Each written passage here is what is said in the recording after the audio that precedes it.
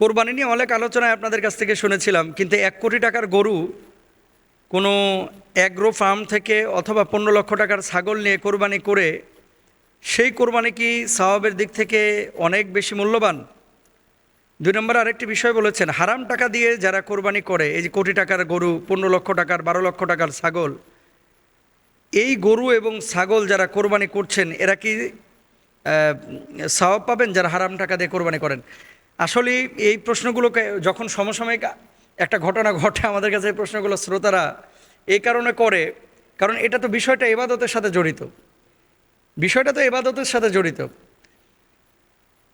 এবার অনেক কিছু দেখলাম নতুন, যেটা আগের বছরগুলোতে আমরা দেখি নাই, যে 1 কোটি টাকার গরু। আচ্ছা, মানুষের ন্যূনতম কমন সেন্স কি নাই? বাংলাদেশে 1 লক্ষ টাকা দামের যদি গরু কিনতো, যে লোকটা 1 কোটি টাকা দিয়ে আপনার কোরবানি করেছে, তিনি কতগুলো 100টার মতো গরু পেতেন। তো 100টা গরু কোরবানি করে উনি না হলেও 100টা মহল্লায় গোস্ত বিতরণ করতে পারতেন, 100 মহল্লায়। তো 1 কোটি টাকা দিয়ে গরু কিনে উনি আবার এই গরু কোরবানি দিয়েছেন। আসলে বৈধ উপায়ে অর্থ উপার্জন করে, রক্ত শুকানো, ঘাম শুকানো টাকা অর্জন করে, উপার্জন করে 1 কোটি টাকা দিয়ে কোরবানি করাটা সো টাফ। এটাই বাস্তব কথা, খুব কঠিন। এখন তারপরেও যিনি 1 কোটি টাকা দিয়ে গরু কিনেছেন এবং যিনি বেচেছেন, তো একটা গরুর দাম 1 কোটি টাকা কিভাবে হয়? কয় কয় মন বা কয়শো মন গোস্ত তার ভিতরে আছে। অতি উচ্চ বংশমর্যাদার গরু, এই জন্য এটার দাম এত। গরুর উচ্চ মানে মর্যাদা সম্পন্ন বংশের গরু হয়েছে, এই জন্য দামটা এত বেড়ে গেছে। গরু যদি উচ্চ মর্যাদার বা উচ্চ বংশের হয়ে থাকে, তাহলে আমরা যে গরুগুলো ক্রয় করলাম 80,000 90,000 টাকা দিয়ে, এগুলো কি নিম্ন মর্যাদার বংশের, মানে নিকৃষ্ট? এগুলো কি ছোটোখাটো বা চরিত্রহীন কোনো গরু কোরবানি করেছে? এবাদতটা নিয়ে মূলত তামাশা শুরু হয়েছে বাংলাদেশে। আরে ব্যবসায়ী, সে একটা গরুর দাম যা খুশি সে চাক না, আপনি যে কিনতেছেন আপনার কি বিবেক নাই? আপনার কি আকল নাই?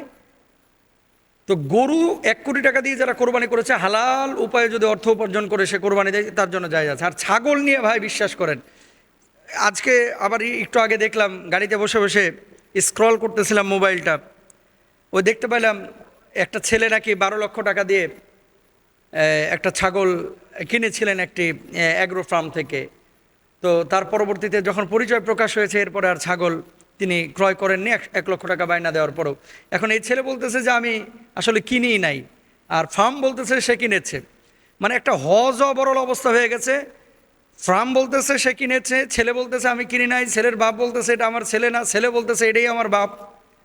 পুরা হাসরের ময়দানে চিত্র হয়ে গেছে যে বিপদে পড়লে লিডার কিন্তু তার অধীনস্থ এই কর্তাদের চিনে না, কিন্তু নেতারা কিন্তু নিজের আয়ত্তের থাকা যে কর্মীরা আছে এদেরকে কিন্তু চিনে না। বাপ তার সন্তানকে চেনে না, সন্তান তার বাপকে চেনে না। হ্যাঁ, যখন মানুষ বিপদে পড়ে, ইয়াউমা ইয়াফিরুল মারউ মিন আখিহি ওয়া উম্মিহি ওয়া আবি। আবার ছেলেটা কি বলছে যে এই একটা ছাগল আমার জীবনটারে ধ্বংস করে দিল।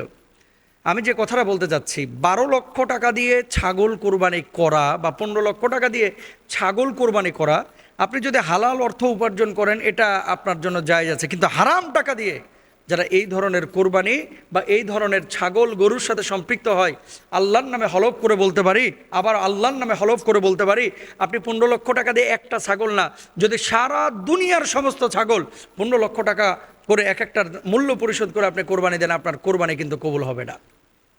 মনে রাখবেন একটা কথা, পাপ কিন্তু বাপকেও ছাড়ে না।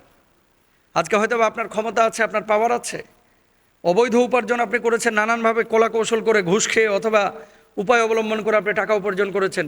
পশুটাকে জবাই করলেন, ও পশুটা আপনাকে অভিশাপ দেবে যে হারামখোর, তুই তোর হারাম টাকা দিয়ে আমাকে কোরবানি করছিস। তাহলে এখানে আমাদের শুদ্ধতার প্রয়োজন আছে ভাই। আমি ব্যক্তিগতভাবে কাউকে নাম নিয়ে বলতে চাচ্ছি না, একজন প্রকাশিত হয়েছে, এরকম শত শত লোক কিন্তু বাংলাদেশে আছে। গরু কোরবানি করে 40 লক্ষ টাকা দিয়ে 4টা গরু কিনেছে। 40 লক্ষ টাকা! ও ভাই, কে বলেছে আপনাকে 4টা গরু কোরবানি করতে 40 লক্ষ টাকা দিয়ে? আপনি 4টা গরু 4 লাখ টাকা দিয়ে কিনেন, বাকি 36 লক্ষ টাকা বাংলাদেশের হাজার হাজার গরিব মানুষ আছে, তাদের জন্য আপনি কর্মসংস্থানে এ টাকাগুলো ব্যয় করেন। বিভিন্ন মসজিদ মাদ্রাসায় আপনি দেন, লিল্লা বোর্ডিংয়ে দেন, এতিমখানায় দেন, বৃদ্ধাশ্রমে দেন, শত শত কাজ আছে যেটা এই কোরবানির চাইতে আপনার উত্তম কাজ, আপনি সে কাজগুলো করেন না, আপনি সেগুলো করতেছেন না। 40 লক্ষ টাকা দিয়ে আপনি গরুর পিছনে ব্যয় করে দিচ্ছেন। আল্লাহ তো এটা বলেন নাই। নবীজি নিজে কোরবানি করেছেন, নবীজি চাইলে তদবির করে সাহাবীদের কাছ থেকে টাকা উঠাইয়া সবচাইতে দামি উটটা কোরবানি করতে পারতেন না, নবীজি কেন করেন নাই? নবীজি সাধারণত 2টা ছাগল কোরবানি দিয়েছেন, দুম্বা কোরবানি দিয়েছেন। তো 2টা কোরবানি, ছাগলের দাম এখন কত আপনি দেন, নবীজির চাইতে আপনি বেশি বুঝেছেন নাই। তো আপনি গরু কোরবানি দেবেন বা ছাগল কোরবানি দেবেন সেটা আপনার ব্যক্তিগত ব্যাপার, কিন্তু এই ধরনের হারাম আচরণ করে ভাইরাল একটা গরু কিনে, ভাইরাল একটা ছাগল কিনে, গোটা দেশকে আমি জানাচ্ছি, ভাইরাল তো এবার হয়েছেন, ঠেলাটা এবার বুঝবেন কত ধরনের প্রবলেমের মধ্যে এখন পড়তেছে, তাই না? তো হারাম এবং পাপ 2টাই অশান্তির ভাই, এটা শান্তি নাই। বরঞ্চ আমাদের মতো ছোটোখাটো মানুষ যারা একটা ছাগল কোরবানি দিয়েছে বা ছোট্ট একটা গরু কোরবানি দিয়েছে, অনেক মানুষ প্লিজ কোরবানিটা দেওয়ার পরে আত্মিক শান্তি পেয়েছে, এই হারামখোররা এই আত্মিক শান্তিটা পাবে না। আল্লাহ তাআলা আমাদের সবাইকে বোঝার তৌফিক দান